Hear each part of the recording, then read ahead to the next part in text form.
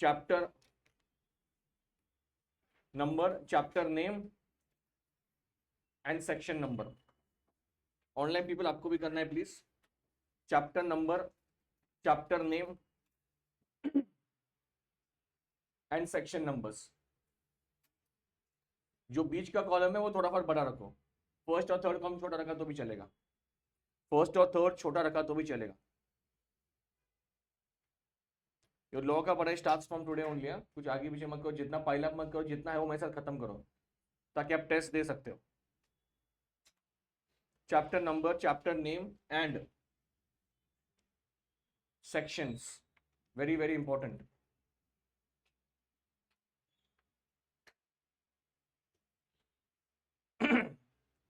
और मेरे हिसाब से अगले 5-10 मिनट में आपको पूरे चैप्टर याद आ जाएंगे विद सेक्शन नंबर, ठीक है। थोड़ा फॉर दिमाग को एक्टिव रखो, इसलिए लॉ का लेक्चर पहला रखा है। सबसे चैप्टर नंबर 1 आपके मॉड्यूल में आपको मिलेगा प्रिलिमिनरी, लिखेंगे आप चैप्टर नंबर 1 प्रिलिमिनरी। प्रिलिमिनरी मैं जानबूझ के साइट ओपन किया है मैंने, इसमें 2 सेक्शन है तो आपको पहले ये लिखो, right in the chapter name लिखा आपने प्रिलिमिनरी, और इसमें लिखने का सेक्शन 1-2, सेक्शन में लिखने का 1-2, 1-2 लर्न चाहिए आपको, ठीक है। 1-2, ठीक है। ये हो गया चैप्टर 1। चैप्टर 2 पे जाओ, नाम क्या है उसका, इन कॉर्पोरेशन ऑफ कंपनी, उतना ही लिखो। Chapter number 2 in corporation of company, जो शायद से तुमको थोड़ा फॉर याद आ जाएगा, शायद से। फाउंडेशन में एक ही सेक्शन नंबर था, सेक्शन नंबर 7, जो इनकॉर्पोरेशन डील करता था, स्पाइस प्लस वगैरह ये सब कुछ था उसमें। अभी मुझे एक बताएंगे इनकॉर्पोरेशन का सेक्शन कहां से शुरू होगा, तो 3 नंबर से। अभी 2 नंबर खत्म हो रहा है पहला वाला, तो 3 नंबर से लेके 3 कितना लिखना है आपको, 22, 3-22, 3-22। नेक्स्ट, अभी यहां से आपका एक्चुअल में सी एंड का सिलेबस शुरू होता है, ठीक है। पहले 2 चैप्टर ठीक है, they are very easy also, but यहां से ये कुछ नहीं था आपको, कहां पे, फाउंडेशन। सो लिखेंगे please chapter number 3 prospectus and allotment of security, short form में इसको PAS भी बोलते हैं, prospectus and allotment of securities. बहुत ही इंटरेस्टिंग चैप्टर है वो, इनफैक्ट सब कुछ इंटरेस्टिंग है कॉर्पोरेट में, बोर नहीं होगा आपको कभी। Prospectus and allotment of securities बताएंगे मुझे ये कहां से कहां तक होगा सर, 22 तक तो वो सेकेंड वाला खत्म हो गया, अब ये कहां से शुरू होगा। हाँ, अभी please 2 minute pay attention, 2 minutes. 23 से लेके 42 तक सेक्शन है ये, बट सुनो मेरी बात, 23 से लेके 41 उसमें एक पार्ट है, और जो एक सेक्शन नंबर बचता है कौन सा, 42 के लिए उन लोगों ने चैप्टर अलग बना दिया है, उसका नाम क्या है, प्राइवेट प्लेसमेंट। बहुत ही इंपॉर्टेंट कंसेप्ट है, इसके ऊपर शॉर्ट क्वेश्चन पूछते हैं। तो वापस बोलता हूँ, prospectus and allotment of securities में ही बेयर एक्ट में 2 पार्ट्स बनाए। सो 23 से लेके 41 में एक है, और 42 के लिए क्या है, अलग है, आपको वैसे ही लिखना है। So please write down 23 to 41 there is 1 part, और 42 के लिए एक एडिशनल पार्ट बनाए, एक सेक्शन ही अलग है उसका, और वो प्राइवेट प्लेसमेंट है, और वो प्राइवेट प्लेसमेंट है, चैप्टर वही है, चैप्टर वही है। Online people are you writing, everyone make sure you understand this, very important है, उसके बाद घुसेंगे अपन उसमें। ये हो गया, कितने चैप्टर हुए अभी तक, 3 बताएंगे। सबसे पहले कौन सा था, प्रिलिमिनरी 1-2, उसके बाद इनकॉर्पोरेशन 3 से लेके 22, उसके बाद प्रोस्पेक्टस अलॉटमेंट में 41 का एक, 42 का वो अलग बात है, ठीक है। Write down chapter number 4 share capital and debentures, share capital and debentures, ये भी अच्छा वाला चैप्टर है, शेयर कैपिटल एंड डिबेंचर्स। शुरू कहां से होगा भाई साहब, शुरू कहां से होगा, ये शुरू होगा 43 से, ये शुरू होगा 43 से, और एंड कहां पे होगा, 72। और बिल्कुल डरो मत, ये सेक्शन बहुत इजी है, तुम लोगों यार कितने सेक्शन है यहाँ पे, इट्स वेरी सिंपल सेक्शंस, एक बार आपको 2-3 लेक्चर होने तो आपको समझ में आएगा। नेक्स्ट चैप्टर नंबर 5 डिपॉजिट्स, अब लिख सकते हैं पूरा नाम उसका, एक्सेप्टेंस ऑफ डिपॉजिट्स, आपको डिपॉजिट के ऊपर अंडरलाइन करना है, acceptance of deposits, acceptance of deposits, acceptance of deposits. बताएंगे मुझे कहां से कहां तक रहेगा, 73 से लेके 76 कैपिटल वाला ए, 73 से लेके कैपिटल वाला 76A, 73 से लेके कैपिटल वाला 76A। पहले सेक्शन से 76 तक ही थे, 76A वाला नया वाला इंट्रोड्यूस किया उन लोगों ने, इसलिए वहां पे कैपिटल ए डाला है उन लोगों ने, ठीक है, इंपॉर्टेंट है वो। अच्छा, और एक बात बोलता हूँ पहले ही, before I start with law today, मैं आपको ही बताया था पहले, तो इस आपके करिकुलम में बहुत सारे पेनल्टीज आएंगे, every now and then penalties आएंगी। तुम एक पॉइंट पे ऐसा आपको होगा कि यार पेनल्टीज बहुत हो रहा है, समझ में नहीं आ रहा क्या चालू है। फाउंडेशन में बहुत कम था, सेक्शन 8 कॉन्ट्रावेंशन किया, उसका एक पेनल्टी है, तो कम था पेनल्टीज बहुत, पर यहाँ पे बहुत सारे पनिशमेंट आने वाले। बट एग्जाम पर्सपेक्टिव से दिमाग में एक चीज अभी डाल के रखो, जो सेक्शन सिर्फ और सिर्फ किसके लिए बना है वो तो आपको छोड़ने का ही नहीं है। खास करके मैंने जानबूझ के अभी टॉपिक निकाला 76A, सिर्फ 2 मिनट पढ़ो, समझेगा नहीं आपको, बट 2 मिनट पढ़ो, सिर्फ क्या लिखा है वहां पे, पनिशमेंट फॉर कॉन्ट्रावेंशन। सो भाई साहब अपन जब ये चैप्टर शुरू करेंगे कौन सा वाला, डिपॉजिट्स वाला, उसमें 2 सेक्शन इंपॉर्टेंट है, 73 और 76। अगर आपने वो कॉन्ट्राविन किया तो भाई साहब इन लेग के लिए 76A स्पेसिफिक बना है, तो आपको ये तो सेक्शन छोड़ने का ही नहीं है। कौन सा, जो एक्सक्लूसिवली किसके लिए बना है। हाँ, जो कॉमन पेनल्टीज है वो थोड़ा फर्क ऊपर नीचे कर सकते 19-20, पर ये वाला नहीं कर सकते, ठीक है। नेक्स्ट लिखेंगे please chapter number 6, charges, registration of charges, registration of charges, registration of charges. बताएंगे शुरू कहां से होगा, 77 और खत्म होगा 10 सेक्शन मतलब 87 पे खत्म हो रहा है वो, 87 पे खत्म हो रहा है, ठीक है। चार्जेस का मतलब क्या होता है बताओ मुझे, एक ओवरव्यू, एक लीन तैयार करना, LIEN, राइट तैयार करना, जैसे हम सिक्योर्ड डिबेंचर्स बोलते हैं, सिक्योर्ड क्रेडिटर्स बोलते हैं, वो सिक्योर्ड का मतलब क्या है, उनके ऊपर चार्ज क्रिएट किया है कंपनी के एसेट्स के ऊपर, ठीक है, that is charge basically, okay. Next my favourite chapter and the most interesting, that is what, chapter number 7, सबसे बड़ा वाला चैप्टर है ये, सबसे बड़ा वाला, management and administration, management and administration. शुरू कहां से होगा बताएंगे, 88 और एंड कहां पे होता है देखो ये 122। But to be very honest with you, this is the most easiest of the lot. ये वाला चैप्टर इंटरेस्टिंग है, पट पट पट आगे जाता है वो, इसमें मीटिंग्स, प्रॉक्सीज, बहुत सारे ऐसे कंसेप्ट है जो इंटरेस्टिंग है, ठीक है, बोर नहीं होगा। नेक्स्ट चैप्टर 8 जो आज शुरू कर रहे हैं अपन, chapter number 8, declaration and payment of dividend, declaration and payment of dividend. कोशिश करेंगे आज आधा या पूरा भी खत्म करने के लिए। 123 से लेके 127, 123 से लेके 127, ठीक है। Today we are going to do this. Chapter का नाम क्या है बताएंगे पलक मुझे, डिक्लेरेशन और एक हैंड है एंड पेमेंट ऑफ डिविडेंड। इसका मतलब चैप्टर से एक चीज आपको समझ में आनी चाहिए, अगर आप डिविडेंड डिक्लेयर करते हैं तो आपको कुछ भी करके क्या करना पड़ेगा, पेमेंट करना ही पड़ेगा आपको, ठीक है। वो चैप्टर से समझ में, नाम से समझ में आ रहा है आपको। Next chapter number 9, accounts of companies, accounts of companies. अभी चैप्टर का नाम तो अकाउंट्स ऑफ कंपनीज है, इसमें न्यूमेरिकल्स कुछ नहीं है, बट लॉ में आपको यही सिखाया है कि आपको बुक्स मेंटेन कैसे करने हैं। क्या आप आपका 31 मार्च पे जब आप क्लोज करते हैं, अपन जब बोलते हैं ना 31 मार्च को फाइनेंशियल खत्म हो गया है, तो क्या आप आपके बुक से वापस रीओपन कर सकते हैं क्या, किसी कारण कुछ गड़बड़ हो गया आपका, तो ये सब इसमें लिखा है इन लोगों ने। 128 से लेके 138, 138 2-3 सेक्शन ऐसे है, मैं आपको अभी बोल देता हूँ, ऑनलाइन पीपल आप ध्यान देंगे प्लीज। 2-3 सेक्शन आपके दिमाग में ऐसे पेटेंट ही होने चाहिए। ये 138 वाला सबसे पहले जो आपके लिए इंपॉर्टेंट है, क्या लिखा है वहां पे, इंटरनल ऑडिट। बाकी सब एक साइड में जाने दो, ये सेक्शन बोलो मत कभी। 138 वापस बोलता हूँ, क्या है वो, हाँ अभी बोल देता हूँ। 138 is internal audit and 148 10 section आगे it is cost audit. 138 is internal audit and 148 is cost audit, ठीक है। Chapter number 10, chapter number 10 audit and auditors, very important chapter and very useful for your next subject also जो आपका चालू है simultaneously. In fact जब मैं इसको पहले सिखाता था, सो ऑडिट एंड ऑडिटर्स इस चैप्टर में लॉ में ऐसा बहुत सारा क्रक्स था जो आपके उस वाले ऑडिट का था, पर बाद में उनको ये रियलाइज हुआ कि वो डबल डबल हो रहा है, तो यहां से क्या किया उन लोगों ने, वो निकाला, खास करके कंपनी ऑडिट, वो इसमें था पूरा, बाबी इट इज नॉट देयर। 139 से लेके 148, 139 से लेके 148 वेरी इंपॉर्टेंट इंटरेस्टिंग चैप्टर है। 148 मैंने क्या बोला आपको, कॉस्ट ऑडिट है, ठीक है, तो वो दिमाग में रखो। अच्छा अभी आप यहां पे चेक करेंगे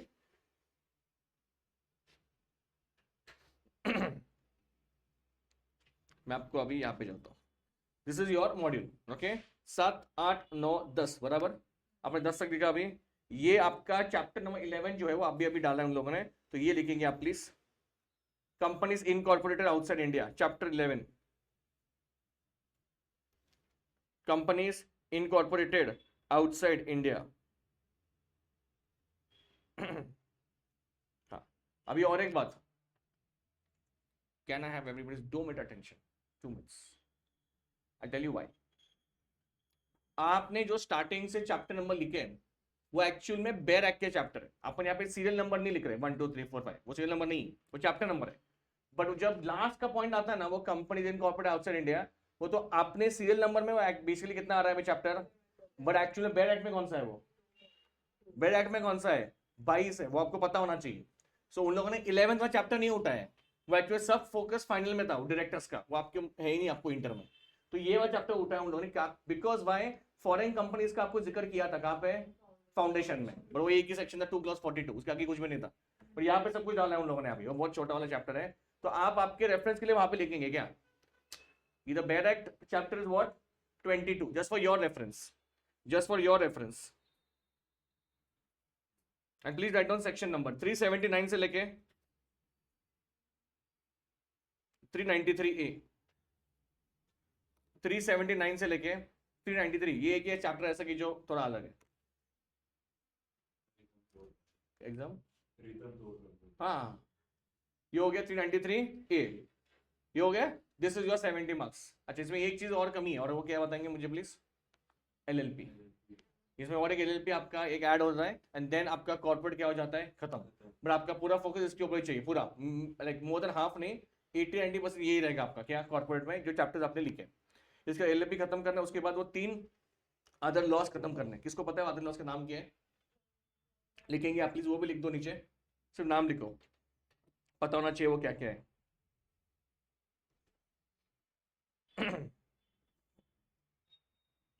सबसे फर्स्ट लिखेंगे आप, सिर्फ नाम लिखेंगे, जनरल क्लॉजेज एक्ट GCA 1897, सबसे बोर्ड एक्ट है ये, बल्कि को पता है, GCA 1897, इंटरप्रिटेशन ऑफ स्टैट्यूट्स, जो अनफॉर्चुनेटली आपको फाउंडेशन में चाहिए था, जो अभी डाला है। स्टैट्यूट्स का मतलब एक्ट को आप कैसे पढ़ेंगे, रूल्स है उसके कुछ, हाँ, पर इसमें एक अच्छी बात है, जो लास्ट वाला है वो थोड़ा इंटरेस्टिंग है। कौन सा वाला, FEMA is interesting as compared to the other 2। Foreign Exchange Management Act 1999, and सबसे इंपॉर्टेंट बात ये है कि वो जो फेमा है वो एक्चुअली में तुम प्रैक्टिकल में बहुत यूज कर सकते हैं। अगर आपको ऐसा जॉब मिला है, आप कॉर्पोरेट में काम कर रहे हैं, आप मैन्युफैक्चरिंग में काम कर रहे हो, अगर आपको फॉरेक्स से आप डील कर रहे हो, तो FEMA will be the most practical act. तो सिर्फ पास होने के लिए आप नहीं हो, बाकी सब ठीक है, पर ये सबसे इंपॉर्टेंट है। कौन सा, foreign Exchange Management act, because जितना भी फॉरेक्स का डीलिंग्स है वो ये एक्ट के बिना होता ही नहीं, ठीक है। सबसे पहले फेरा था, FERA था, तो अभी क्या आ गया, FEMA, इट वाज रेगुलेशन, अभी आ गया मैनेजमेंट, ठीक है। चलो, अभी सबसे इंपॉर्टेंट बात, अगर आप ये सोच रहे हैं कि आपने को सीक्वेंस से जाने गए, फर्स्ट क्या करना है आपको, प्रिलिमिनरी, फिर क्या करना है वो आपको इनकॉर्पोरेशन, नहीं, आपको और एक चीज बोलता हूं, every chapter is mutually exclusive, every chapter has no connection with what, the previous chapters at all. ऐसा नहीं कि वो सेक्शन खत्म हो रहा है इसका मतलब क्या है वो पहले वाला है, नहीं। तो सबसे पहले जो इजी वाले चैप्टर्स है और जो स्कोरिंग वाले चैप्टर वो पहले खत्म करेंगे, and starting with what, take a new page, take a new page and write down, take a new page and write down declaration and payment of dividend, लिखना है आपको ये, declaration and payment of dividend, declaration and payment of dividend. अगर याद आता है, page turn मत करो, याद आता है तो सेक्शन नंबर लिखो क्या था, declaration and payment of dividend का सेक्शन नंबर क्या था, अभी जस्ट लिखा आपने 1 मिनट पहले। Push your brains, tell ask क्या था वो, कोशिश मत करो पीछे आने का।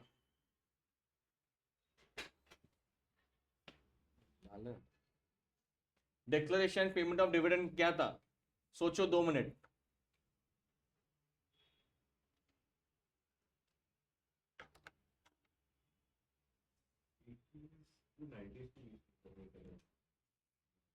एनीवन, क्या होता लास्ट बेंच, क्या होता यार, बादाम खाओ, बादाम अभी लिखा है, 1 मिनट भी नहीं हुआ है। 123 से लेके 127, 123 से लेके 127 लिखो वहां पे, every now and then we have to write that. 123 से लेके 127, 123 से लेके, एंजल वेरी गुड, 127। अभी सुनो मेरी बात प्लीज, अभी 2 मिनट मेरे पास देखो, 2 मिनट शुरू करेंगे अपन। अभी मुझे जो टेबल आपने बनाया है उसे बताओ, पहले क्या था? प्रिलिमिनरी। सोचो 2 minute, don't turn back, preliminary देखो बस 1 2 खत्म। सेकंड इनकॉर्पोरेशन, कहाँ से लेके कहाँ तक था? 3 से लेके 22 22, ठीक है, इनकॉर्पोरेशन। थर्ड क्या था? Prospectus and allotment of securities, section number 23 से लेके 42 है, बट 41 का एक पार्ट है, 42 का अलग। Next fourth share capital and debentures, कहां से कहां तक है? 43 से लेके 72, very good. Next chapter number 5 deposits, सिर्फ एक वर्ड है डिपॉजिट्स, कहां से कहां तक? 73 से 76 से। नेक्स्ट चार्जेस 77 लेके 87। फिर सबसे इंपॉर्टेंट वाला चैप्टर मैनेजमेंट एंड एडमिनिस्ट्रेशन, सबसे बड़ा वाला है वो, शुरू होता है 88 से। 88 स्टैंड्स फॉर रजिस्टर्स, वो भी दिमाग में रखो। 88 से लेके 122, बिकॉज 123 में ये शुरू हो रहा है। फिर चैप्टर नंबर, ये कौन सा चैप्टर नंबर क्या है? 8। 123 से लेके 127। उसके बाद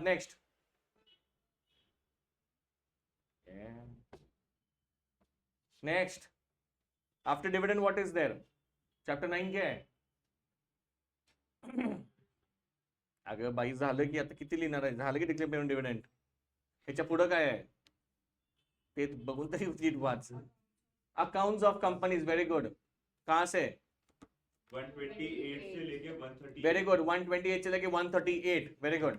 उसके बाद ऑडिट 139 से लेके 148. और फिर लास्ट वाला chapter 22 companies incorporated outside India, section number, जल्दी आज ही करना है, लवकर. 393 ए पे एंड हो रहा है सर. 390 वो तो बराबर है, देखो जल्दी. बराबर है ना वो तो? हाँ 379 300 एंड व्हाट 79 से लेके 393 ए, ठीक है. एवरी नाउ एंड देन आप जितने टाइम क्लास में रहेंगे, अगर मुझे मिलेंगे बीच बीच में, मैं आपको पूछेगा बीच बीच में सेक्शन नंबर इंपॉर्टेंट है, उसको लाइटली मत लो, ठीक है. Now will start with this declaration and payment of dividend. नया पेज लिया आपने, पहले बेसिक ब्रश अप करते हैं, देखते हैं आपको कितना आता है, फिर आगे जाएंगे. वो डिविडेंड ऐसा बात नहीं है कि आपको नहीं पता है डिविडेंड, ठीक है. चलो प्लीज ध्यान देंगे, जितना मैं लिख रहा हूं उतना आपको लिखना पड़ेगा. अच्छा भाई साहब, लोग जो इन्वेस्ट करते हैं कंपनी में वो एक ही चीज के लिए इन्वेस्ट करते हैं, वो क्या है? डिविडेंड है, और कुछ देर nothing rocket science there. Okay, pay attention now please. सबसे पहले मैं शुरू करता हूं एक सिंपल चीज से, और वो है मीटिंग. ध्यान देंगे, कंपनी में कितने टाइप की मीटिंग होते हैं? मैं आपको एक चार्ट ड्रॉ कर रहा हूं, प्लीज पे अटेंशन. सबसे पहले आपका होता है बोर्ड मीटिंग. सबसे पहले क्या होता है आपका? बोर्ड मीटिंग, जिसमें से बोर्ड ऑफ डायरेक्टर्स बैठेंगे भाई साहब, वहां पे किसको एंटरटेन नहीं किया जाता. फिर आपका कैटेगरी आता है जनरल मीटिंग का, और लास्ट में आपका मीटिंग आता है क्लास ऑफ मीटिंग. ये एक स्पेसिफिक क्लास का मीटिंग होता है. एग्जांपल बोलता हूं, प्रेफरेंस शेयर फॉर एग्जांपल, उनको बात करना है कुछ, तो उसमें इक्विटी आके बैठेगा क्या? नहीं, सिर्फ क्रेडिटर्स को बात करना है, तो उनका ही मीटिंग है, उसको बोलते हैं कैटेगरी या class of meeting. General meeting में भाई साहब वापस क्या होता है? डिविजन्स होते हैं. सबसे पहले जो आपको ऑलरेडी पता है उसको एजीएम बोलते हैं, एनुअल जनरल मीटिंग, जो साल में एक ही बार होगा. और एक होता है आपका ईजीएम, इसको बोलते हैं extra ordinary general meeting. Emergency के लिए ये बुलाया जाता है. ये लर्न नहीं करना है, जब मैं चैप्टर शुरू करूंगा मैनेजमेंट वाला, मैं इसमें एक्सप्लेन करूंगा आपको, पर आप भी फिलहाल के लिए क्यों एक्सप्लेन कर रहा हूं मैं आपको, ये इसके लिए इंपॉर्टेंट है चैप्टर के लिए. सिंपल क्वेश्चन पूछता हूं, पलक छोड़ के बाकी सब लोग आंसर देंगे. डिविडेंड डिक्लेयर कौन करता है? ऑनलाइन पे आपको ही पूछा, सबको, everybody has to be active. Dividend declare, इधर वीडियो ऑन करो रे प्लीज, माइक वीडियो ऑन कर जरा. डिविडेंड डिक्लेयर कौन करता है, जल्दी बताओ. Board of directors. Board of directors. Srishti, board of directors. Last board. पटपा आंसर चाहिए मुझे. ऑनलाइन पीपल जल्दी वीडियो ऑन करो, फास्ट फास्ट फास्ट. नहीं तो ऑनलाइन बैठने का नहीं है, मैं पहले बोल दूं. हाँ, ए माही बता जल्दी. अरे हूँ क्या कर रही है, आंसर देने का है. डिविडेंड डिक्लेयर कौन करता है? एंजल आंसर क्या, जल्दी बता. स्नेहल ने बीओडी बोला है. ओके, और आपका आंसर अनफॉर्चुनेटली गलत है, सबका ही गलत है, इसलिए मैंने वो क्वेश्चन पूछा। इसलिए मैंने डायग्राम ड्रॉ किया है। तो ये पहले दिमाग में डालो, फिर अपन आगे जाएंगे। एंड आई होप आप तुमको ये समझ में आएगा भी। समझो तो मुझे बताओ कि हाँ सर समझ में आया है। Dividend is always declared by shareholders in the general meeting. Dividend is always declared by shareholders in the general meeting. शायद से आप ये लाइन सुन के ही you will be surprise, sir कैसा पावर है उनके पास। अभी दो तीन चीज देखो, बोर्ड मीटिंग में भाई साहब बोर्ड ऑफ डायरेक्टर्स बैठते हैं और जो भी डिस्कशन होता है बोर्ड मीटिंग में, जब वो पास होता है वो कैसे पास होता है, via board resolution. Normal company में दो प्रकार के रिजोल्यूशन है, एक ऑर्डिनरी और एक स्पेशल। ये तो पता है क्या नहीं पता है तो एक्सप्लेन करता हूं मैं। ऑर्डिनरी मतलब मेजोरिटी, स्पेशल मतलब 75%, 3/4 बोलते हैं। अगर कुछ इंपॉर्टेंट मैटर्स है कंपनी एक्ट में पहले से तय किया है कि कौन से मैटर्स पे ऐसा पास करना है, तो ये रिजोल्यूशन कहां पे पास होते हैं, सिर्फ आपके जनरल मीटिंग में। पर बोर्ड मीटिंग में एक ही पास होगा, और वो क्या होगा आपका बोर्ड रिजोल्यूशन। मेजोरिटी है भाई, 7 लोग बैठे, 4-5 ने हाँ बोल दिया, खत्म हो गया बात। तो पहले बोर्ड ऑफ डायरेक्टर्स ये तय करते कि इस साल में कितना डिविडेंड रेकमेंड करना है। मैंने कौन सा वर्ड यूज किया, डिक्लेयर नहीं बोला मैं कौन सा वर्ड यूज किया, रेकमेंड यूज किया मैंने। रेकमेंड का मतलब क्या होता है, प्रपोजल, ऑफर। तो भाई साहब लेटर से आप लोग बैठे, आप डायरेक्टर्स हो, आपने तय किया कि कोई बात नहीं इस साल 10% डिविडेंड रेकमेंड करते हैं, सब लोगों ने हाँ बोल दिया, तो आपका क्या पास हो गया, बोर्ड रिजोल्यूशन। आप लोग वही चिट्ठी, वही लेटर, वही रिजोल्यूशन लेके किसके पास जाएंगे, तो इस बोर्ड मीटिंग के बाद, अरे क्या हो गया, बोर्ड मीटिंग के बाद क्या होगा, एजीएम होगा। एजीएम में सब लोग बैठेंगे, डायरेक्टर्स बैठेंगे, शेयर होल्डर्स बैठेंगे, ऑडिटर्स भी बैठेंगे वहां पे, और तब इनको बोला जाएगा कि we recommend 10% dividend, do you accept. Shareholders बोलेंगे हाँ, आपस में डिस्कस करेंगे वो लोग। अगर ये लोग हाँ बोलते हैं तब अपन ये बोलेंगे कि डिविडेंड क्या हो गया है, डिक्लेयर। सो बॉटम लाइन क्या है, डिविडेंड डिक्लेयर कौन करता है, share holders in the general meeting. अच्छा, और 2-3 पॉइंट है इसमें। सर अगर एग्जाम में आता है कि रेकमेंड कौन करता है, उसका आंसर क्या है, बोर्ड ऑफ डायरेक्टर्स। अब ये और एक पॉइंट बोलता हूं आपको, सोच समझ के आंसर दो आप मुझे, सबका ध्यान है। सर 10% तो बीओडी ने बोला है, बट ये लोग को नहीं पता, हो नहीं झेपा उनको, बोले यार 10% बहुत कम है, इतना प्रॉफिट छापा है तुम लोगों ने, हमको 10% नहीं चाहिए, हमको कम से कम 15% तो चाहिए। आंसर क्या है आपका, अच्छा मालिक कौन है कंपनी का, शेयर होल्डर्स है, वो तो अपने को पता है डे वन से ही, they are the owners of the company. Now they are not listening to board of directors, they think what is this nonsense, 10%, we want 15%, कम से कम 15 चाहिए हमको, तुम्हें वापस लेके जाओ बोर्ड रिजोल्यूशन तुम्हारा। आपका आंसर क्या, and the answer is no. Please अपन करने वाले हैं सब कुछ, मैं आपको सिर्फ एक हेड्स अप दे रहा हूं, अंडरस्टैंड द मेन बेस उसका। शेयर होल्डर्स के पास कुछ अथॉरिटी नहीं है रिकमेंडेशन का, उनके पास एक ही पावर दिया है कंपनी एक्ट ने, हाँ या नहीं बोलना, उसमें कुछ कर नहीं सकते वो। अच्छा, कंपनी एक्ट ने ऐसा बोला है कि शेयर होल्डर्स रेट कम कर सकते हैं, बढ़ा नहीं सकते। अभी कम करने के लिए वो बुद्धू थोड़ी है, कम कौन करेगा, बट कम करवा सकते हैं, but not go, they can not go beyond what the recommendation made by the board of directors. दिमाग में जा रहा है क्या, थोड़ा फर्क तो जा रहा है क्या। ये क्वेश्चन पूछे है इंस्टीट्यूट ने कि डिविडेंड डिक्लेयर कौन करता है। अच्छा, और सेकंड और एक बात सुनो, चैप्टर शुरू करने से पहले, अगर कंपनी को डिविडेंड देना है, सबसे पहले कंपनी के पास क्या चाहिए, पैसा, पैसा चाहिए ना। अच्छा, आप लोन लेके डिविडेंड दे सकते हैं क्या, सर सबसे बड़ा जोक बन जाएगा, जोक ही बन जाएगा वो, कि आपने बैंक से लोन उठाया है और आप क्या बांट रहे हैं यहाँ पे, डिविडेंड। नहीं, ये थोड़ी ऐसा है।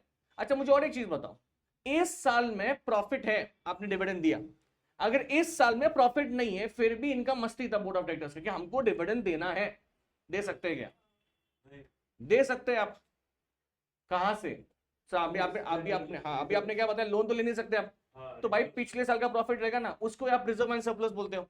जो एवरी ईयर आप प्रॉफिट कुछ साइड में रख रहे हो, वो किस लिए रख रहे हो आप, for what, for all this purposes only. आपको एक्सपांशन करना है, आपको अगले साल डिविडेंड देना है जिस साल में क्या नहीं था, आपका प्रॉफिट नहीं था। बट ऐसा थोड़ी है कि मैं लास्ट ईयर में जाऊंगा, जितना पैसा पड़ा है मैं क्या कर रहा हूं, बांट रहा हूं, किसमें, डिविडेंड में। नहीं, अभी उसमें रूल्स है, वो रूल्स ही आपको पढ़ने हैं कि आप कितना हाथ डाल सकते हैं, किसमें, पिछले वाले रिजर्व्स में। अब सीधी सी बात है, वो तुमको थोड़ी 100% बोलेंगे कि डालो पूरा हाथ, नहीं, at the end of the day पैसा शेयर होल्डर्स का ही है वो। समझ में आ रहा है? ये आपको करना है। समझ में आ रहा है? अभी इस माइंडसेट से पहले एक काम करो, वो बुक में पहले लाइन में डालो रेड पेन या कौन सा भी पेन से कि dividend is recommended by the board of directors and declared by shareholders in the, हाँ ये लिखो पहला, फिर मैं शुरू करता हूं चैप्टर। माही लिखना है।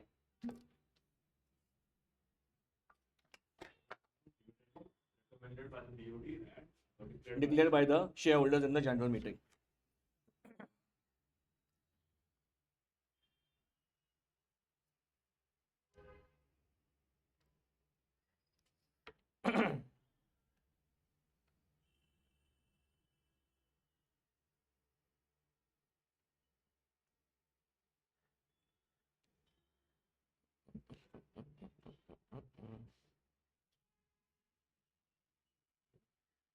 डन। दो तीन मुद्दे और समझ लो, आपने कहा बहुत कुछ करना है। ये हो गया। अभी सबसे इंपॉर्टेंट सर आपने एक ही कहा है कि इस चैप्टर में सेक्शन 123 से लेके 127 तक है, बट सबसे इंपॉर्टेंट पार्ट आपने अब तक बोला ही नहीं, और वो क्या है? डिविडेंड का सेक्शन क्या है? अच्छा और एक बात बोलता हूं मैं आपको, अभी बोल देता हूं। आपने जो चैप्टर नंबर लिखे, चैप्टर 1 क्या था? प्रिलिमिनरी, एक ही दो था। बट वो जो 2 नंबर का सेक्शन है ना, वो 2 नंबर का सेक्शन डेफिनेशन का है। अगर आपको थोड़ा सा भी याद है, सीए फाउंडेशन में आपको जितनी भी टाइप्स ऑफ कंपनीज था, प्राइवेट, पब्लिक, स्मॉल, जो भी रहेगा, it always used to start with section 2। तो इसका मतलब यही हुआ कि सेक्शन 2 में क्या है? डेफिनेशंस है। तो जहां पे भी डेफिनेशन आएंगे वो हमेशा कौन से सेक्शन शुरू होंगे? तो 2 से ही होंगे ना। तो please write down the next line, definition of dividend, section 2 clause 35। Section 2 clause 35, कभी भूलो मत उसको। And it's a very beautiful definition. एक लाइन का है, शायद से तुमको बाउंसर जाएगा, but I still try to tell you, listen to me. 2 clause 35, okay, pay attention. एक मिनट पहले बोलता हूं फिर लिखो। आप क्या लिखे देखो, डिविडेंड का मतलब क्या है? Dividend includes what? That's the only definition mentioned over there. They have not given only what is the meaning of what. आपको क्या लगता है उसका मतलब क्या डिविडेंड का? प्रॉफिट को डिवाइड करना, एज सिंपल एज दैट। उसको डिविडेंडम बोलते लैटिन में, वो मत लिखो अभी, तो इतना बात है, ठीक है। But dividend includes what? Interim. Sir एक मिनट, अभी इसका मतलब क्या हो गया? अभी इंटरिम कहां से आया बीच में? एक चीज दिमाग में डालो, इकड़ बस। Dividend is always declared annually in dash AGM. AGM में डिक्लेयर होता है पास, और कहां पे होगा? People wait for AGM to come so that company declares what? Dividend. तो इसका मतलब आप ही मुझे एक्सप्लेन करो, इंटरिम डिविडेंड का मतलब क्या रहेगा? The dividend declared between 2 AGMs. Board of directors को रहा नहीं जा रहा था, पैसा पड़ा है, बोले नहीं, we don't want to wait till what? AGM. We want to declare when? Now only, in mid of the year. That will be called as what? तो भाई साहब, इंटरिम डिविडेंड के लिए कुछ अलग सेक्शन रहेंगे क्या? कुछ अलग प्रोविजन रहेंगे क्या? नहीं, वो सेम ही रहेंगे। दैट्स व्हाई डेफिनेशन में क्लियर कट मेंशन किया उन लोगों ने, क्या कि जो डिविडेंड के नियम है वही नियम किसको एप्लीकेबल है? इंटरिम डिविडेंड को। As simple as that. अच्छा आपको और एक चीज बोलूंगी, अगर आपका ध्यान रहेगा तो, थोड़ा सा ध्यान रहेगा तो आपका, बोलू dividend is declared by, interim dividend is declared by board of directors. हाँ, इंटरिम डिविडेंड उनके हाथ में नहीं है। अच्छा, interim dividend is declared by the board of directors, not by shareholders. अरे बिकॉज मुझे एक चीज बताएंगे, अगर कोई सामने से पैसा बांट रहा है साल के बीच में, वो क्यों मना करेंगे? कौन? Shareholders. Why will directors even go there, bother to go there to them? That is what the answer is always what? Board of directors when it comes to interim dividend. ये समझा गया कुछ? हाँ। ये लिखा आपने dividend include interim dividend? अच्छा अच्छा, सॉरी लिखो नहीं, ध्यान नहीं था मैं, लिखो। एक दो दिन तो ये चैप्टर ऐसा तुमको करके देता हूँ ना, नींद में भी आना मांगता चैप्टर। क्वेश्चन आंसर करने का है, टेस्ट डालने का है, सबसे इंपॉर्टेंट। एवरी ईयर एग्जामिनेशन में क्वेश्चन है, एवरी ईयर बोल रहा हूँ मैं। एक भी अटेम्प्ट हुआ नहीं कि इसमें क्वेश्चन नहीं पूछा डिविडेंड के ऊपर। और जितना अपन करेंगे मेरे हिसाब से क्वेश्चन बहुत इजी रहेगा, इतना इन डेप्थ नहीं रहेगा वो। लिखा dividend includes what? Interim dividend. Now please pay attention. अच्छा और एक सिंपल चीज, अगर it is my duty to tell you know it, but I will tell you. Dividend दो टाइप के हैं, एक इक्विटी नहीं, एक इक्विटी के ऊपर वाला और एक प्रेफरेंस के ऊपर वाला। अभी वो तो ठीक है, अभी वो लिखो मत। वो प्रेफरेंस के ऊपर वाला फिक्स होता है, ठीक है। उसमें दो तीन प्रकार है, cumulative preference share, non cumulative. What is cumulative? अगर एक साल में डिविडेंड नहीं दिया तो वो इकट्ठा होगा। अच्छा, इक्विटी का जो डिविडेंड होता है वो फिक्स होता है? नहीं सर, अगर प्रॉफिट है तो ही मिलेगा ना आपको, ये फिक्स है ना, ठीक है। ये अपन लिखने नहीं वाले, ठीक है। अच्छा, अपन ने वो लाइन लिखा आपने, interim dividend declare by board of directors, नहीं लिखा आपने, अब भूल गए। Interim dividend is declare by board of directors. Please keep your stationery completely stacked, highlighters, red pen, green pen, blue pen, जो भी रहेगा। और सबसे इंपॉर्टेंट, टाइम पे आओ क्लास पे, अगर मेरा लेक्चर रहेगा तो। हाँ, ये भी ऐड किया मैंने उसमें।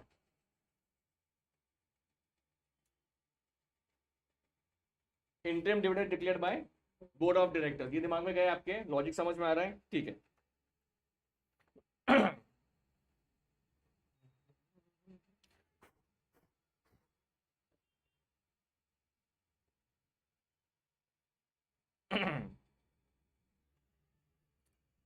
Please write down your first section for today, section 123. Everyone please stay with me.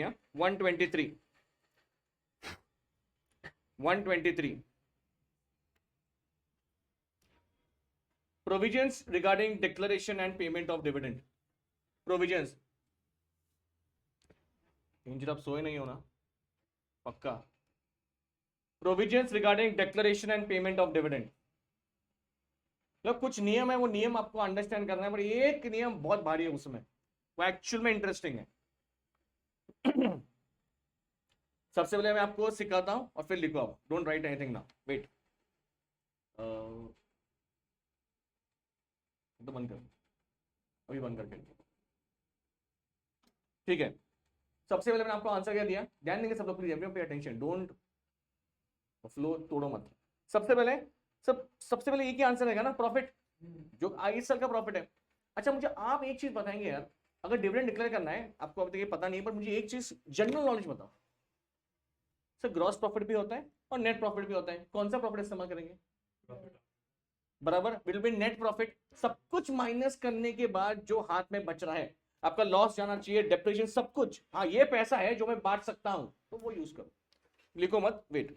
इसके बाद नेक्स्ट क्या लिखा इन लोगों ने, अगर इस साल का इनएडिक्वेट पड़ रहा है या कम पड़ रहा है, आप इसमें हाथ डाल सकते हैं इन प्रीवियस ईयर, ओके। नहीं तो आप दोनों का भी क्या कर सकते हैं, कॉम्बिनेशन कर सकते हैं, very very simple, don't write this, will write it afterward, don't write it now.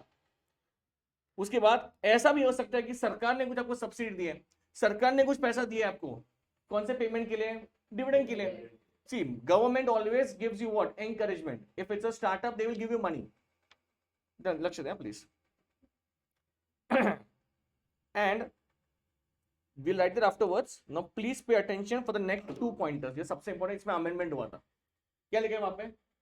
हाँ, तो जब मैं पहले सिखाता था ट्रांसफर टू रिजर्व्स में, there was a percentage, companies को every year some amount of percentage compulsory किसमें ट्रांसफर करना पड़ता था। अभी वो रूल ही निकाल दिया उन लोगों ने। अभी उन लोगों ने ये बोला है कि वो आपके ऊपर है, आपको जितना डालना है रिजर्व्स में आप डालो, नहीं डाला तो भी चलेगा। समझ में आ रहा है? ध्यान देंगे प्लीज, है बघा, I read it out to you, pay attention please. Transfer of profit to reserve for any financial year has been left at the dash, description of what company. ये डिस्क्रिप्शन वर्ड पहले नहीं आता था, यहाँ पे पहले परसेंटेज आता था, वो परसेंटेज अभी क्या हो गया है, गया है। तो जानबूझ के आपको वो एक क्वेश्चन पूछेंगे कि the company did not transfer so many percentage, चलेगा, there is no problem, the company did not want to transfer. Now ये लिखेंगे, लिखो मत अभी कुछ। अभी मुझे आपको सबसे पहले मतलब याद है ना आपको ये, हाँ, एंजल, स्नेहल और कौन है अपना माई, ध्यान देंगे आप सब लोग, ऑफलाइन बच्चे सब लोग ध्यान देंगे, जिसमें आपको इसमें टाइम जाने वाला है। अभी ये नियम उसके है अगर आपके पास प्रॉफिट नहीं है तो, आपके पास अगर प्रॉफिट नहीं है, अगर प्रॉफिट नहीं है तो मुझे क्या करना पड़ेगा, प्रीवियस ईयर को हाथ लगाना पड़ेगा, कितना हाथ डाल सकता हूं ये आपको चेक करना, रूल नंबर के साथ, सेक्शन नंबर के साथ सब लर्न चाहिए। Declaration of dividend when there is dash what और एब्सेंस ऑफ व्हाट, प्रॉफिट। 123 ही कर रहे हैं अभी अपन, 123 कर रहे हैं। अच्छा 123 में नॉर्मली पहले क्या बताया उन लोगों ने, current year profit, previous year profit, और सी में लिखा बोथ ए एंड बी। उसके बाद और क्या लिखा उन लोगों ने, any money given by the government. उसके बाद क्या लिखा उन लोगों ने, और एक पॉइंट था ट्रांसपोर्ट और रिजर्व्स वाला, कितना परसेंटेज है, there is no percentage sir, it is left at the description of the management, खत्म। इसके बाद यहाँ पे आ रहे हैं अपन second proviso to what 123। So 123 में सेकेंड प्रोविजन ऐड किया उन लोगों ने, किसके लिए ऐड किया उन लोगों ने, फॉर इनएडिक्वेसी के लिए, ठीक है। पे अटेंशन नाउ प्लीज, इंपॉर्टेंट है, ध्यान दो, नहीं तो पूरा बाउंसर जाएगा। Where in any year there is no adequate profit for declaring dividend, the company may declare dividend out of what, the accumulated profit, ठीक है, and transfer by it to the free reserve only in accordance with the procedure laid down in rule number 3, जो अभी पढ़ने वाले हैं अपन।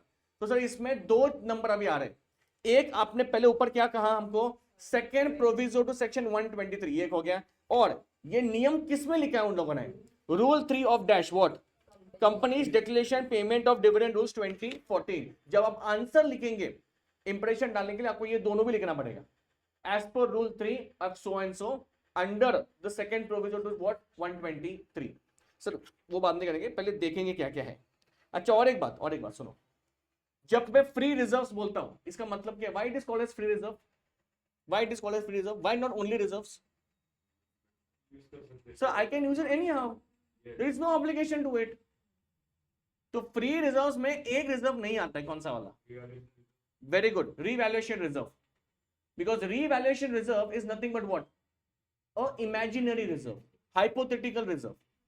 Land was 1000 crore, example दे रहा हूं मैं, कितना था 1000 करोड़, लेट अस से in the year 2022 board of directors को ऐसे लगा कि भाई साहब 2025 में इसका वैल्यूएशन कितना हो गया है 1500 करोड़, तो कितने का प्रॉफिट मारा उन लोगों ने, तुमको 500 CR सच में मिला ही, कह रहे हाथ में मिला है, नहीं मिला है, बट स्टिल तुमने उसको कहां पे क्रेडिट मारा है, वो रिवैल्यूएशन रिजर्व में।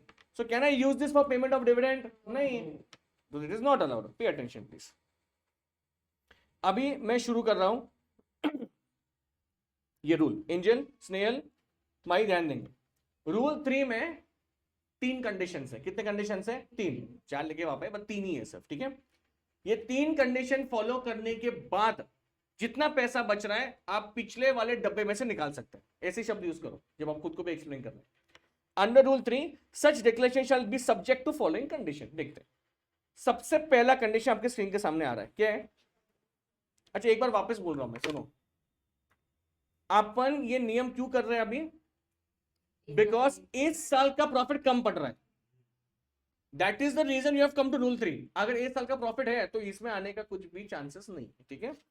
तो सबसे पहले द रेट ऑफ डिविडेंड जो आप डिक्लेयर करना चाहते हैं shall not exceed dash average of the rates at which dividend was declared by the company in preceding how many years, 2025 में आपको डिविडेंड डिक्लेयर करना है, तो लास्ट 3 साल का जो आपने डिविडेंड डिक्लेयर किया रहेगा उसका रेट निकालेंगे। तो फॉर एग्जांपल 22, 23 और 24 कोई भी रेट रहेगा, 10%, 12, 14 जो भी रहेगा, उसका एडिशन करके आपको क्या करना है, उसका एवरेज निकाल डिवाइड बाय 3 करना है। That is condition number 1, you can not go beyond that rate, से प्लस नहीं करना, क्या करना है, एवरेज निकालना। तो आपका एक सवाल आना चाहिए मुझे, क्या एक सवाल आना चाहिए मुझे, नहीं वो दिया रहेगा ना, दूसरा और एक सवाल पूछो, नहीं वो भी नहीं है सवाल, नहीं भाई नहीं, वो अलाउड नहीं है। नहीं वैसे नहीं, मतलब आप जैसे बोल रहे हो प्रीवियस ईयर में ऐसा भी होता है ना कि इस साल बोनस इशू किया इंस्टेड ऑफ डिविडेंड, पहले 3 साल में क्या, हाँ, तो सीन ऐसा है, जो 3 साल लिखा ना यहाँ पे, 2 ही साल डिक्लेयर किया तुमने, क्या करोगे, 23 और 24 में डिविडेंड है सिर्फ, तो फिर क्या करोगे, कैसा लेंगे, है ही नहीं, तो सिर्फ 2 साल के क्या निकालना पड़ेगा आपको, एवरेज। समझ में आ रहा है, रेट इज इंपॉर्टेंट। अच्छा और एक बात सुनो, this condition shall not apply the company has not declared what any dividend. भाई कंडीशन नीचे भी है ना, और अगर रेट है पिक्चर में तो ही कंडीशन बनाने वाला है, नहीं तो नहीं आएगा। बट जो आपको क्वेश्चन पूछेंगे एग्जाम में उसमें ये हमेशा वो रहेगा हमेशा, ठीक है। आपको क्वेश्चन सॉल्व करना है अभी मेरे सामने, सो प्लीज ध्यान रखो। कंडीशन 2 क्या है, ये हो गया कंडीशन 1, 2 क्या है कंडीशन, देखो एंजल ध्यान देंगे, अरे बाप रे, क्या हो गया ये? हाँ, the total amount to be drawn, drawn मतलब निकालना, फ्रॉम सच प्रॉफिट, उस डब्बे में से, shall not exceed how much, 10% of its dash PAC plus FR as appearing in the latest audited balance sheet. का मतलब क्या है मुझे बताओ, सिंपल चीज। हाँ नहीं नहीं वो बराबर है, क्या है मुझे बताओ। सबसे पहले आपको क्या करना पड़ेगा बताओ, इस साल का आपका जो बैलेंस शीट रहेगा उसमें टॉप दो लेफ्ट बैलेंस शीट में जो आपका शेयर होल्डर्स फंड है उसमें आपको प्लस करना पड़ेगा क्या, PAC प्लस FR, वो जो भी फिगर आएगा उसका इंटू क्या करना है आपको 10%। Only that much amount I can draw from there in the previous years reserves. ये ओके हो गया, पूरा हाथ डालना है क्या? नहीं, सिर्फ कितना डाल सकता हूं मैं? अभी आगे सुनो क्या है कंडीशन 3, क्या है देखो, जो पैसा आपने विड्रॉ किए है वो जो भी 10% जो भी रहेगा, जाके पहले उड़ाने का नहीं। क्या जो भी पैसा तो आ गया, मैं क्या करता हूं डिविडेंड देता हूं, नहीं, सबसे पहले आपको क्या करना पड़ेगा, वो अगर कोई लॉसेस है वो पहले सेट ऑफ करो। समझ में आ रहा है? इसके बाद जो पैसा बचता है वही आपको क्या करना पड़ेगा, इस्तेमाल करना पड़ेगा in respect of what, dividend. That's why I don't count this as condition. Actually तीन ही कंडीशन है, वो ये कंडीशन इंपॉर्टेंट लास्ट वाला। एक बार वापस, कंडीशन 1 क्या था, 1 क्या था, the average of the 3 years. Second, Second was 10%. how much can you draw? 10% of PSC plus FR. Third, amount drawn should be first set off against losses if any, if any. But last condition आप मुझे explain करेंगे, मैं read नहीं करूंगा, आप पढ़ो क्या लिखा है। पेड अप शेयर कैपिटल दो मिनट रुक, पढ़ने दे बच्चों को।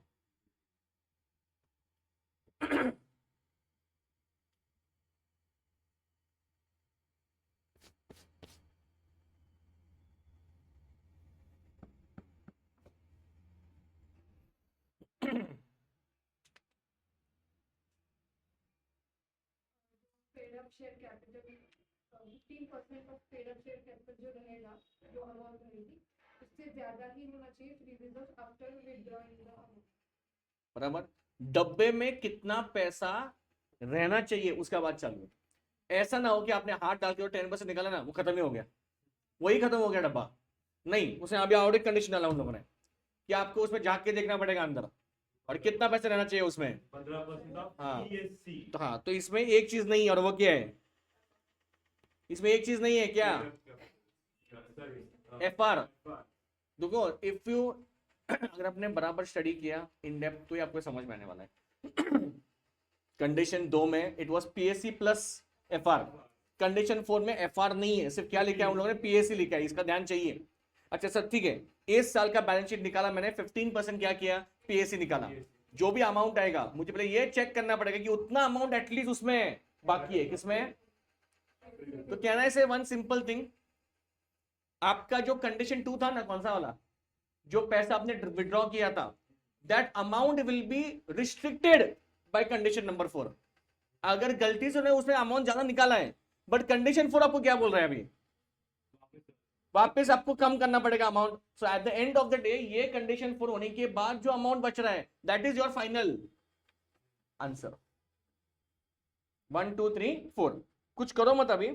आपके सामने क्वेश्चन है, एंजल स्नेहल माही, आपको मॉडल ओपन नहीं करना है और मैं कुछ भी नहीं करूंगा, आपको एक क्वेश्चन मेरे सामने सॉल्व करना है अभी, और जैसे करना है वैसे करो, मैं कुछ नहीं बोलूंगा। हाँ हाँ, बुक में सॉल्व करना है। हाँ ठीक है, तो बाद में तो रफ बुक में लिख, कुछ भी करो, मुझे एक क्वेश्चन सॉल्व करके दो। Can I read it for you guys, you want me to read it? क्या आप ही लिखो, करो, कंफ्यूज जाएंगे तुम लोग। जितना अमाउंट, जितना आपको फिगर्स इंपॉर्टेंट है वो लिखो साइड में।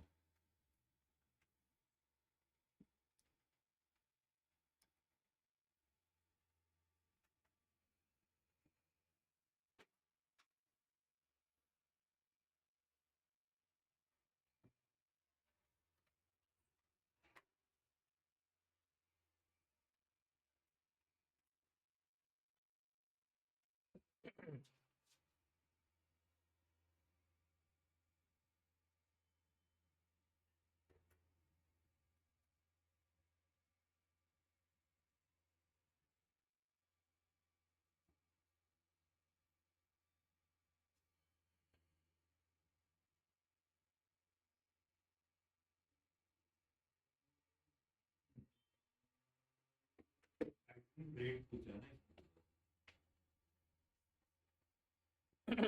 अमाउंट भी चाहिए, Amount भी चाहिए। अमाउंट चाहिए अपने को, कितना अमाउंट डिक्लेयर कर सकते हैं। और जब आप अमाउंट निकालेंगे तो अमाउंट के आधारित आप रेट भी निकालेंगे पीएससी के ऊपर। I tell you, first you do how much you want to, then will see. I know it's the first lecture you are doing calculation, but do it. Condition तो पता है, if you want me I can show you the conditions also.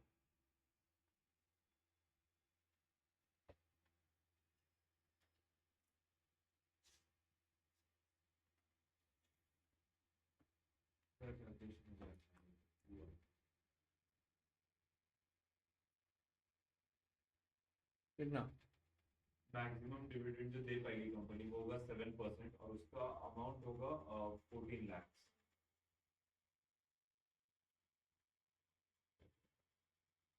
क्या है right है, वही answer है। संकेत sir ऐसे ऐसे बोलते मार्केट में वही आंसर है। इंजल हो गया आंसर।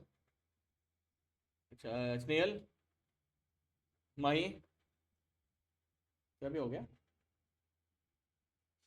सृष्टि हो गया।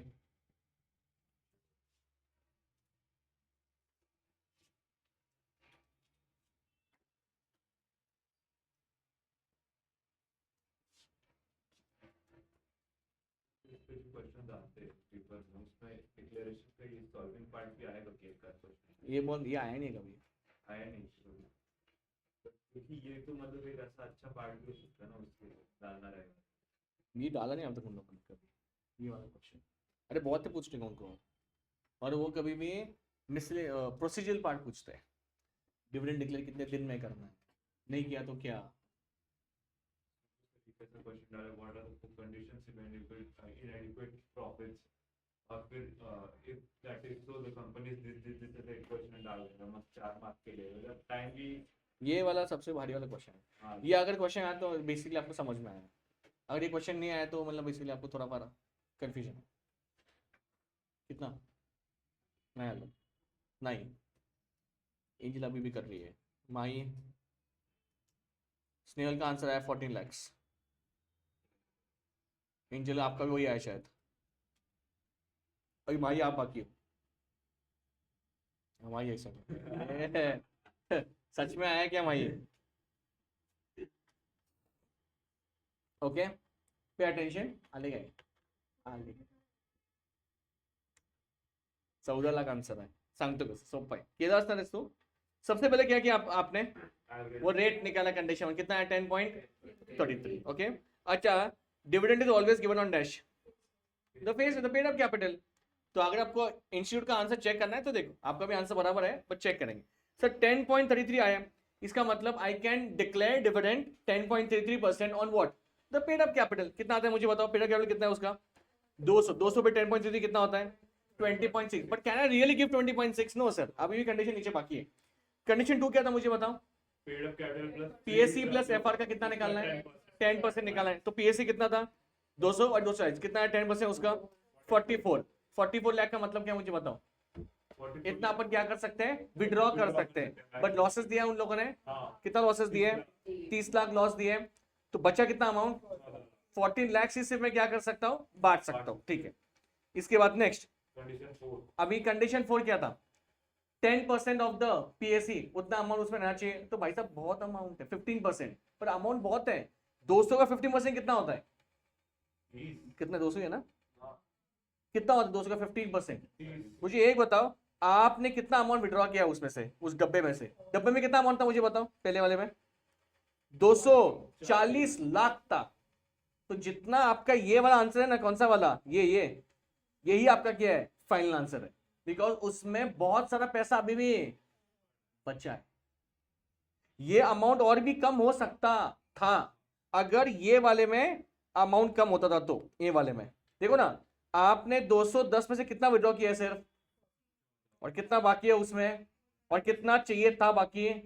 तो बहुत है सर, 30 लाख का लिमिट है, और कितना डब्बे में बाकी है 196 बाकी है। अगर इसमें कुछ खेल सकते थे, इससे अगर कम है तो आपका अमाउंट क्या हो सकता था वो कम, but it is very far. So हाँ 1 second 14 lakh is the answer, but कितना परसेंटेज? 7 अच्छा कैसे निकला आपने 7%? 14 divided by 202 200 का आपको निकालना है वो। सर जहाँ पे मेरे को थर्ड कंडीशन में ये बोला गया था कि पहले सेटअप करना, तो सर उसको सेटअप करने के लिए काइंड ऑफ हमें 44 तो विड्रॉ करना पड़ेगा ना रिजर्व से, मतलब ओवरऑल रिजर्व में जो हाँ asset पर होगा- वो नेट अमाउंट पकड़ता है। नहीं वो नेट अमाउंट ही निकालना है, वैसे ही अज्यूम करके चलते हैं, या फिर लाइक अभी उसमें से मैंने 44 निकाला बराबर। कंडीशन 2, बराबर और वो कंडीशन 4 से भी सेटिस्फाई कर रहा है कि हाँ 44 भी अगर निकाला रहता चल गया रहता 44 ठीक है भी। ठीक है ठीक है, वो 44 निकालने के बाद मैंने पहले 30 का लॉसेस सेट ऑफ किया, ठीक है। वो P&L में शिफ्ट हो गया हाँ। और यहाँ पे वैल्यू कम हो गया ऑलरेडी, हाँ और फिर 14 मैंने डिविडेंड में बांट दिया। सो काइंड ऑफ कहीं ना कहीं टोटल 44 तो विड्रॉ हो ही रहा है ना उसमें से। बराबर है ना, बट रूल डिक्लेरेशन 14 का ही हो रहा है बट विड्रॉ तो 44 हो रहा है। क्वेश्चन क्या है? डिक्लेरेशन का ही पूछा उन्होंने, बट अगर ये अरे आपका क्वेश्चन क्या है? आप तो एक्सप्लेन कर रहे, क्वेश्चन क्या है? अरे नहीं मैं मेरा ये क्वेश्चन है, तो फिर वो आंसर पे कुछ इफेक्ट तो नहीं हो नहीं होगा, नहीं, at the end of the day वो यही पकड़ेंगे सेट ऑफ करने के बाद का फिगर, दैट्स इट। मार्क्स आपको इसके लिए मिलेंगे 7% के लिए, बिकॉज लास्ट में क्वेश्चन में क्या पूछा उन लोगों ने? रेट पूछा है। रेट से बहुत जन कंफ्यूज क्या होते हैं पता है क्या? जितना मैंने देखा है प्रीवियस में, वो रेट मतलब कंडीशन 1 पे जाते हैं, कंडीशन 1 करेंगे plus plus plus divide by 3 हो गया, यही पूछा है इन लोगों ने। नहीं, वो रेट मतलब कौन सा पूछा है? सब कुछ होने के बाद का divided by paid up share capital, that is the rate what they are asking you. Are you understanding this? अभी लिखना शुरू करो थोड़ा फट पट पट। 123 वाला सबसे पहले एक ही लाइन में लिखो, पूरी गलती। सबसे first, dividend shall be declared, dividend shall be declared from the following sources, dividend shall be declared from the following sources, dividend shall be declared from the following sources, dividend shall be declared from the following sources. Number 1, current year profits. Number 1, current year profits.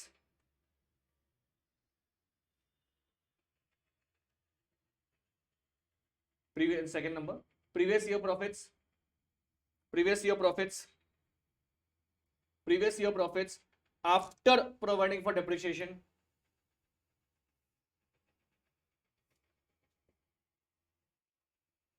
after providing for depreciation.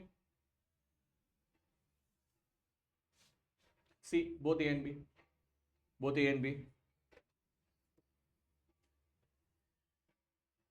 और एक बार लिख, और लिखना है आपको कौन सा amount? Any amount provided by the government, any amount provided by the government, if any amount provided by the government.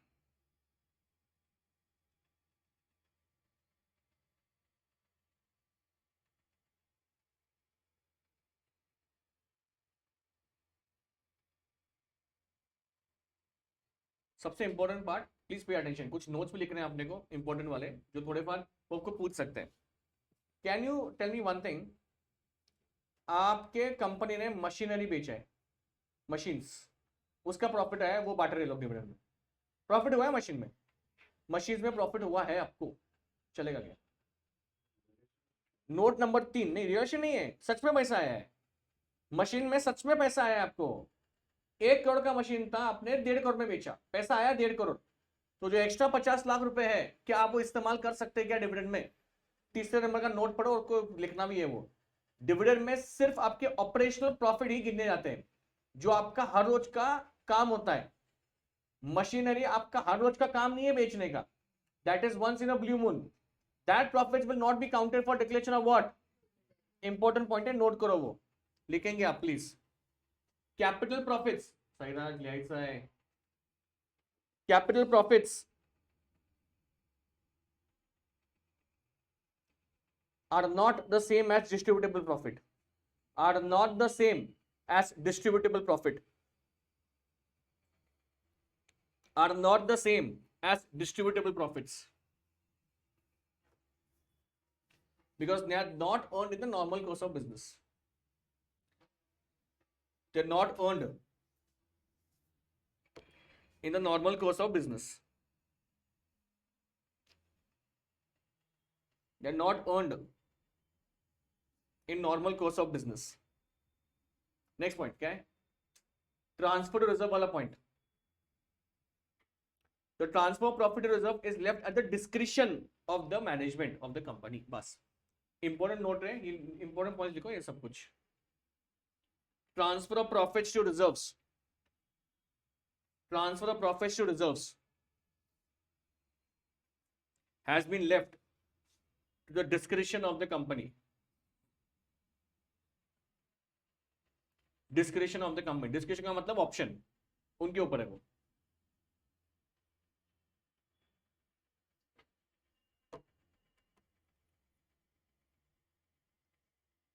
Last point for today, ये आपको लिखना है हेडिंग. सबसे पहले ये लिखना है आपको क्या, with very proper word, second proviso section 123. और ये रूल लिखना है, जब क्वेश्चन में एग्जाम में जब क्वेश्चन आएगा इसके ऊपर दोनों चीज स्ट्राइक होनी चाहिए, सेकंड प्रोविजो और रूल नंबर 3.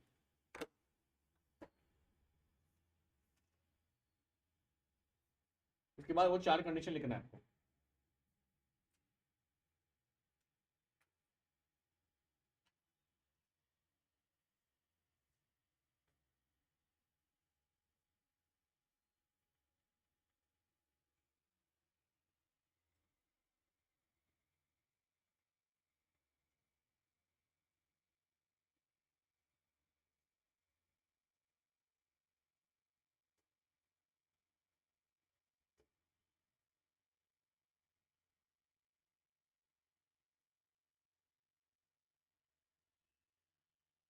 ये रूल 3 कब पिक्चर में आएगा, only if there is no profit और इनएडिक्वेट प्रॉफिट.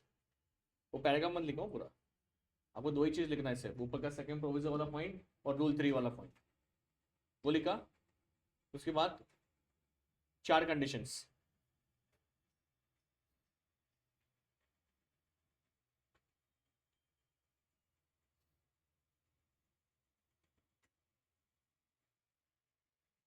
सही लक्ष्य है ना.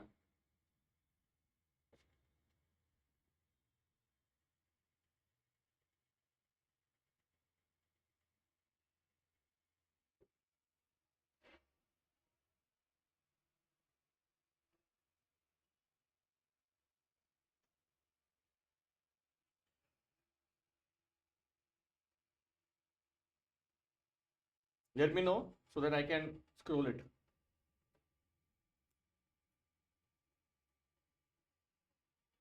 अब आपके वर्ड से भी लिख सकते हैं, ऐसा नहीं कि कॉपी पेस्ट करना है. If you want to, you can write in your own words also. Condition 1, average of 3 rates.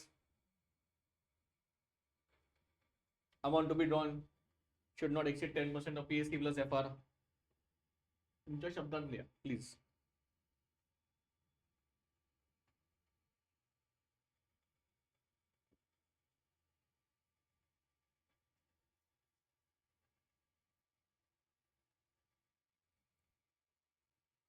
And the tentative,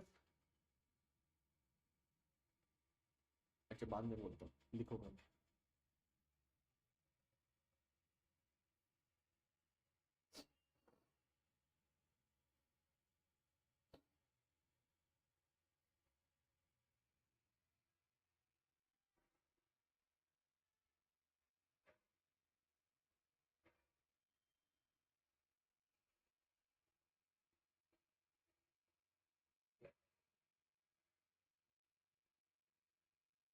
हो गया 2 कंडीशन. ऑनलाइन पीपल आपका हो गया, एक बार कंफर्म करेंगे please.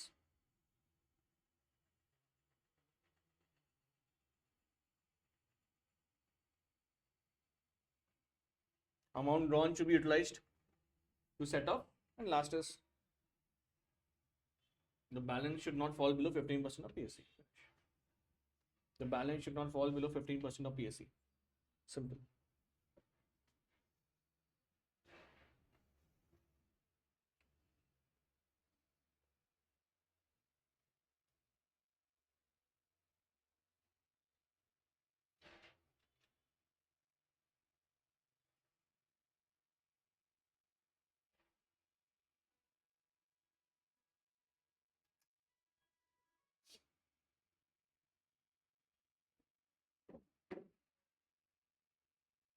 Online people, Snehal, Mahi, angel, हो गया आपका.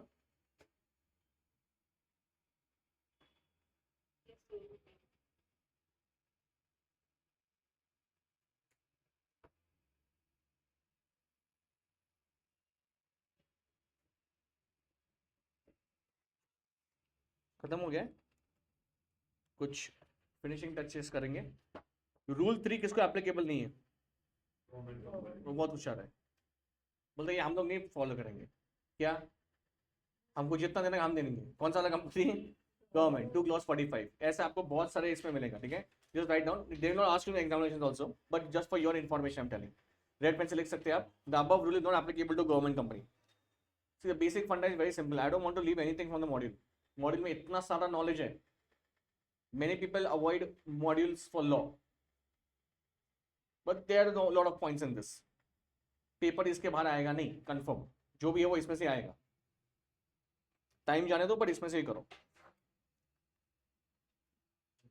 ठीक है? घर पे आके वो जो क्वेश्चन सॉल्व किया तुमने, कौन सा वाला, वो बाद में करेंगे, ठीक है? Tomorrow will again start with what, the remaining part you have right now, ठीक है? अब मैं आपको ये बात कर रहा था सबसे,